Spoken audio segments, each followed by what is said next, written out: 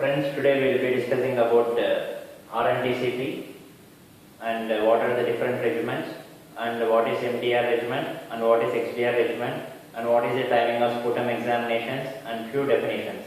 This is the continuation of my previous lecture. Now let us see the numericals first. The prevalence is 256 per 1 lakh, the incidence is 185 per 1 lakh, the mortality is 226 per 1 lakh. Roughly speaking, for every 3 minutes, round about 2 deaths occur in India from tuberculosis. HIV infection among the incident tuberculosis patients is 5%. Tuberculosis in HIV patients is round about 30%. In some studies, it was about 55 to 60%. Now, MDR TB among pulmonary tuberculosis, it is 5.3% in new cases, that is primary MDR. It is 2.1% in retreatment. They had tuberculosis and they had either defaulted or failed or relapsed. It is 15%. In India, 40 to 50% are infected with tubercle bacilli. Risk of development of tuberculosis in these patients is 5 to 10%. In HIV, it is 5 to 10 folds increased, that is 50%. Year 1993, remember, it is the year when WHO declared tuberculosis as a global emergency.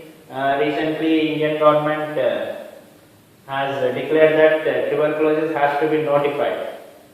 In 2006, there was complete coverage of RNTCP from its initiation from 1993. In the same year, global emergency, that's why India had introduced the revised National Tuberculosis Control Program. In 2006, it completely covered whole India, and DOTS Plus is since 2007. Now there is PMDT, Programmatic Management for Drug-Resistant Tuberculosis, the objectives of RNTCP. In the current edition of PARC, it is given as 85% cure rate and 70% of case detection rate. But recently in 2013, Tuberculosis India has released a book. In that it is written as the cure rate has been, objective has been increased from 85% to 90% cure rate in new patients, 85% in previously treated. And the detection rate has also been increased to 90%. So they are aiming to increase the detection rate to 90%. In tuberculosis, drug-resistant tuberculosis, they have also included MDR TB and HIV tuberculosis and decreased the default to less than 5% in new cases, less than 10% in old cases. All these are achieved through DOTS, directly observed treatment, short course. So it has been a revolution in anti-tubercular therapy regimens. Now let us see what are the components of DOTS. First important thing is political will and commitment, drugs, diagnosis, direct observation,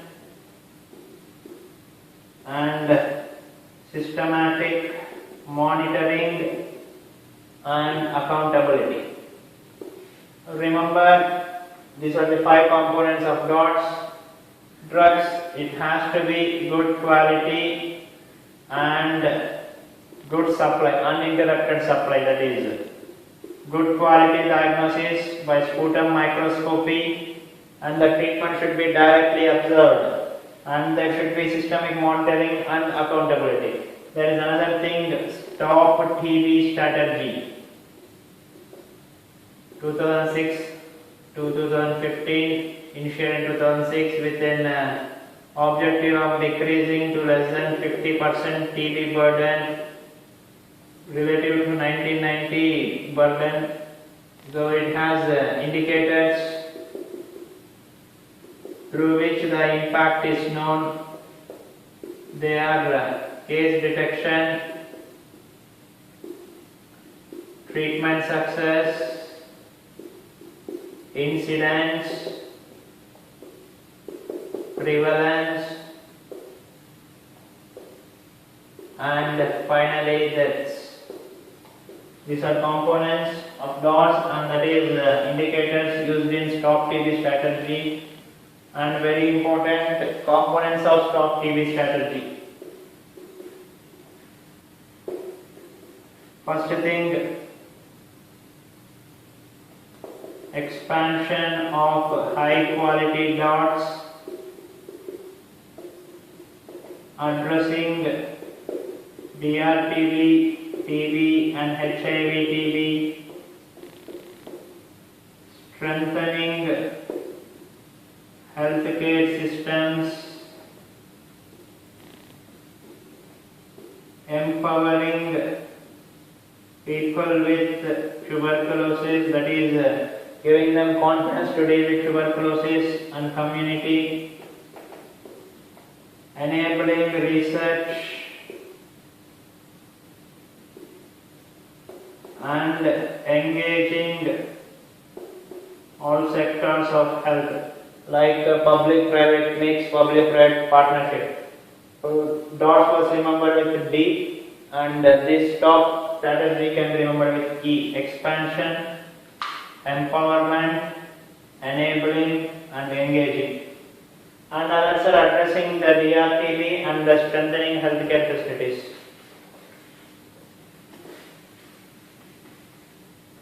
Now coming to the organization in RNDCP, how are these maintained?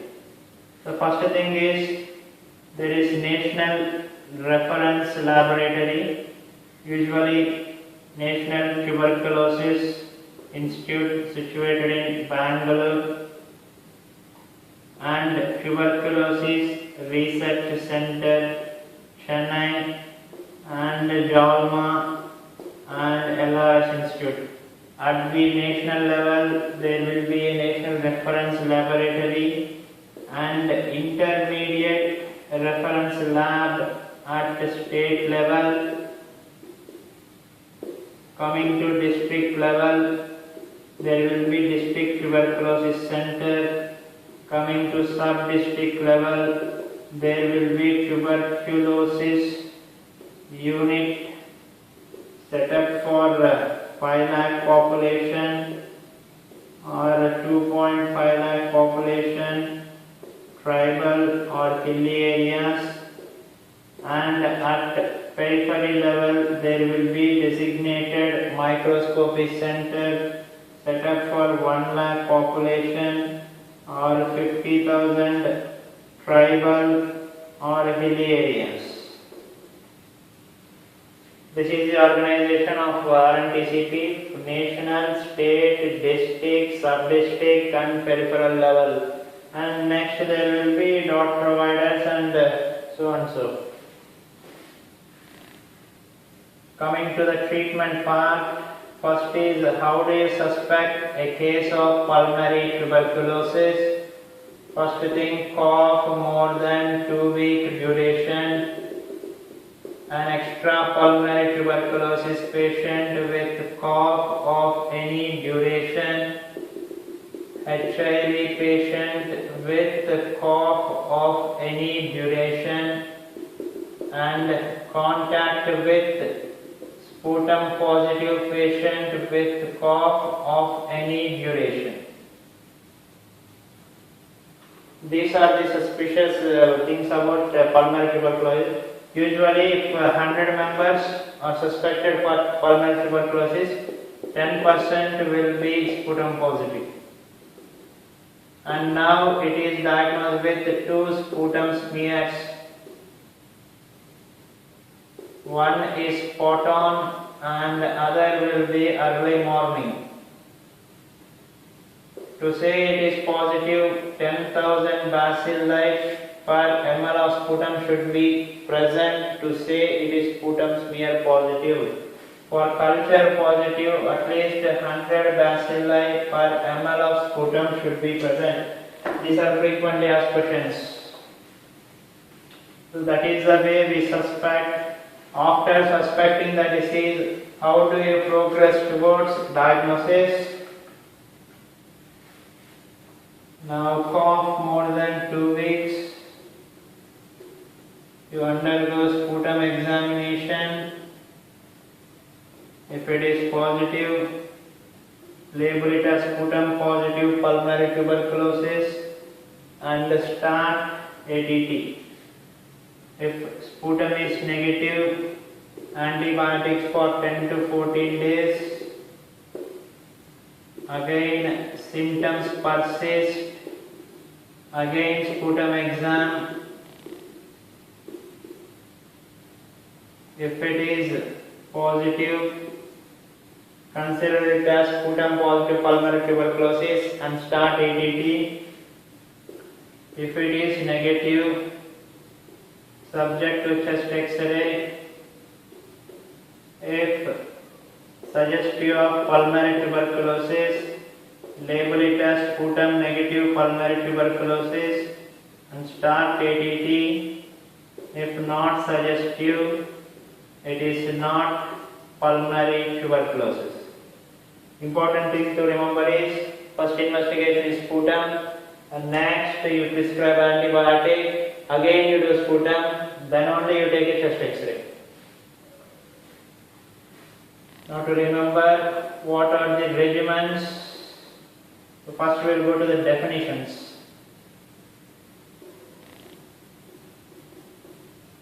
What is a case of pulmonary tuberculosis? It is either microbiologically proved, either to sputum microscopy or culture positive through RNTCP accredited lab, or no microbiological criteria, only diagnosed by clinical symptoms by clinician. Either to say it is a case of pulmonary tuberculosis, he should be having the microbiological criteria of sputum positivity or culture positivity, or at least he has to be diagnosed by a clinician. Now what is a new case? A TB patient who is sputum positive has not taken treatment or taken treatment for less than 1 month. So less than 1 month is the limit. Now coming to the next thing, when do you call him a defaulter? A TB patient who has taken treatment more than 1 month and defaulted for 2 months and again returning with sputum positive status. Now what is relapse? A TB patient who has completed full course of treatment, he was declared cured, again presents with sputum positivity. What is a failure? TB patient who remains sputum positive at end of 5 months of treatment, or he was initially sputum negative and becomes sputum positive during treatment. What is cured? A TB patient who has completed treatment and has shown 2 negative smears, one during treatment and other at end of treatment. What is treatment completed? This is little bit complicated. So same a TB patient completing treatment with negative smear at end of intensive phase or during continuation phase, but none at end of treatment. Difference is, to say it is cured, you have to document a negative smear at the end of the treatment. For treatment completed, some smear is coming negative within the treatment span, but nothing at the end of the treatment. What is a chronic case? Chronic case is a patient who has completed regimen for previously treated case, that is category 2 or previously treatment case, and remains sputum positive and not being subjected to MDR therapy. He is not being given MDR therapy. He has completed the full course of retreatment regimen, but still he is remaining sputum positive. It can be a MDR, but you can label it as a chronic case. So remember the definition of new case, what is default, what is relapse, and what is cured. These four are very important.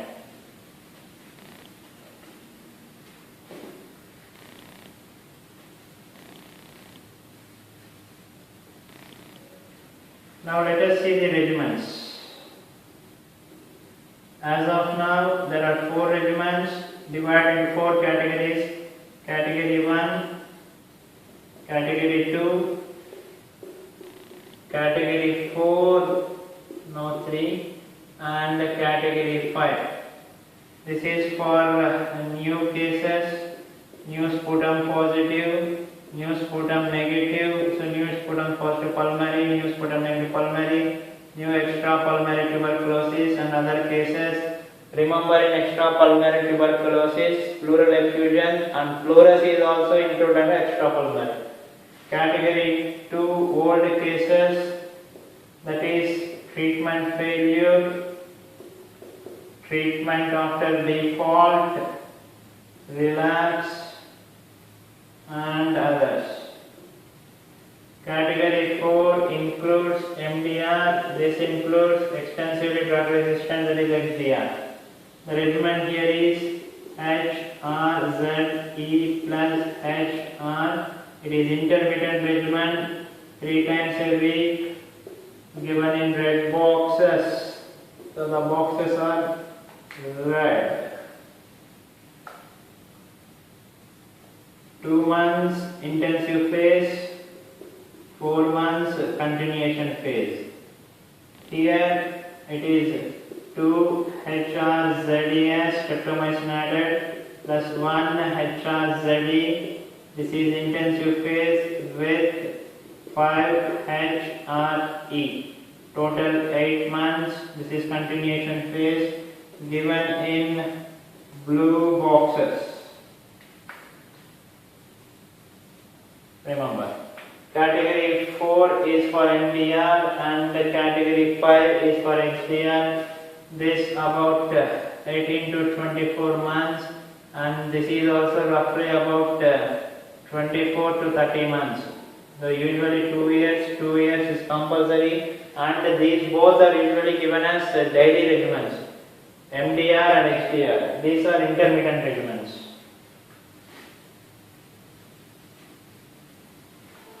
Now let us see the sputum timing of examination and sputum status, how they are done. Suppose a patient with category 1, initially sputum positive. After 2 months of intensive phase, you do this first sputum examination. If he has responded and become negative, you start continuation phase. Then you do next sputum examination at 4th month and next sputum examination at 6th month. So this is routine. So 2, 4, 6 months, and here after negative smear you declare him as cured. Now we will see the next scenario. Patient is sputum positive. Even after 2 months he is still sputum positive. What will you do? Will you start with a continuation phase or what will you do? We put him on 1 month intensive phase. We are again prolonging him on 1 month intensive phase. Again we do a sputum at the end of 3 months. If it is positive, we put him on continuation phase. After 2 months, that is at the end of 5th month, again we do a sputum examination. Still, if he is positive, we label him as treatment failure. So in the definition of treatment failure, we have discussed that 5 months of sputum positivity. This is the thing happening here. 2 months of intensive phase, 1 month of prolonged intensive phase, 2 months of continuation phase. Still he is sputum positive. We categorize him as treatment failure. In previous days, he was undergoing category 2 treatment, but now this is taken as MDR suspect and he has to be sent for drug susceptibility and testing. So here this is 2, 4, 6, 2, 3, 5.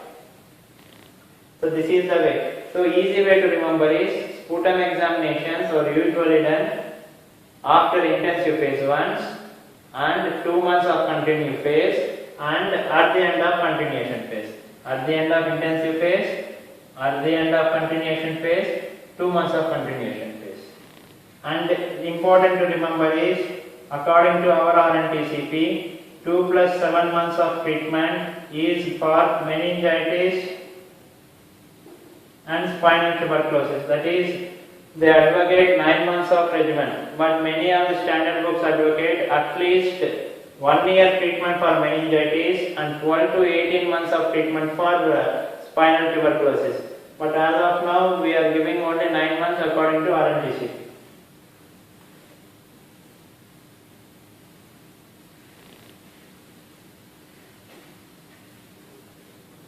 Coming to category 2,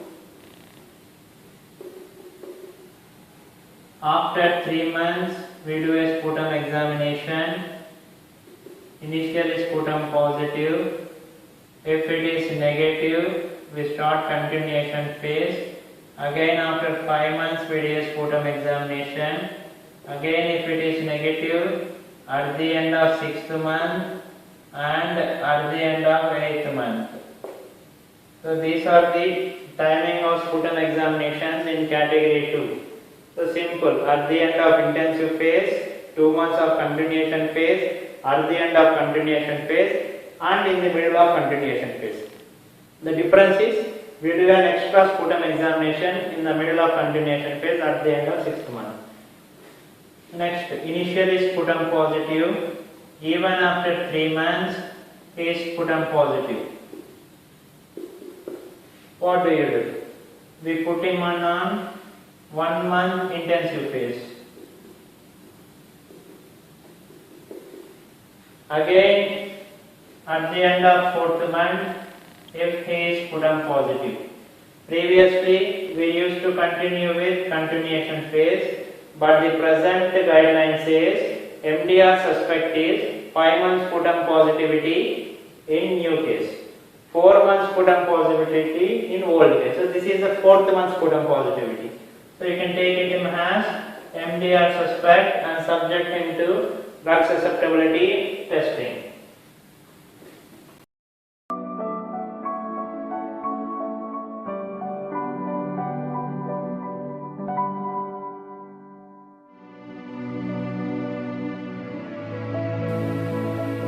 Dosages in intermittent. Isoniazid 600 mg, rifampicin 450 mg, ethambutol 1200 mg, pyridinamide 1500 mg and streptomycin 750 mg.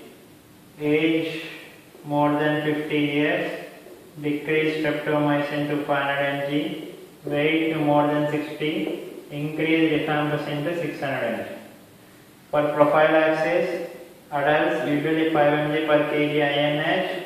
In children, it is 10 mg per kg INH. In children, double the dose is given. Now, let us see MDR suspect criteria. First thing, new case, positive, 5th month. Old case or previously treated case, positive at 4th month, that we have discussed, and HIV plus TB, sputum positive, who had and MDR contact, and these two are usually formulated by the WHO. Any previously treated patient relapsing with sputum positive status. So directly, instead of calling it a relapse, previously was treated and again is coming to the doctor with sputum positive status, you can put him under MDR suspect criteria, or during any follow-up sputum positive status. So what does this indicate? Initially sputum positive, suppose category 1, at the end of 2 months also is again sputum positive. What we do? We put him on 1 month intensive phase. But what do they say? During any follow-up, if he is sputum positive, then you have to consider him as an MDR suspect. So these are two things formulated by MDR, by WHO. These are also included in Indian MDR criteria, but as of now, these four are usually followed.